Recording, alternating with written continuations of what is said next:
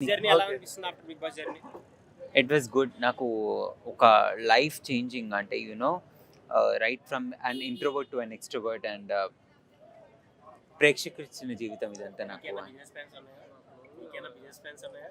ఉన్నాయి, ముందు ముందు ఇంకా వస్తూ ఉంటాయి, వెయిట్ చేస్తుందాం అని. అన్న, అలాగే మీరు అవకాశం ఇవ్వడం వల్ల గౌతమ్ అన్న సెకండ్ ప్లేస్ వచ్చాడు. ఎలా అనిపించింది మీకు?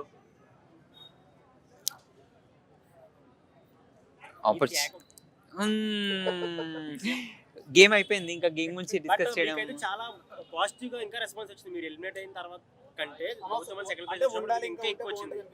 మీ గురించి చాలా మంది ఎక్కువగా మాట్లాడుకున్నారు. సో రన్నర్ అప్ ఆయన రన్నర్ అప్ అయ్యారు. సో మీకు ఎలా అనిపిస్తుంది? ఒక్కసారి నేను షో నుంచి ఎగ్జిట్ అయిన తర్వాత నేను గేమ్ గురించి ఎక్కువ ఆలోచించుకోవట్లే. అండ్ అట్ ప్రెసెంట్ నౌ మీద ఫోకస్ చేయడం కంటే పాస్ట్ అండ్ ఫ్యూచర్ మీద ఫోకస్ చేయడం రాంగ్ అనిపిస్తుంది. That's what my mind set. సరే అన్న, ఇప్పుడు వచ్చారు కదా కళింగపట్నం అనే రెస్టారెంట్ కి, ఏ ఫుడ్ తిన్నారు, ఏది బాగుంది? I had veg biryani, which was very much good and I loved it. Vegetarian అన్న మీరు, non vegetarian? Veg by default. But కొన్నిసార్లు నాన్ వెజ్. అందుకే అన్న ఇంత స్మార్ట్.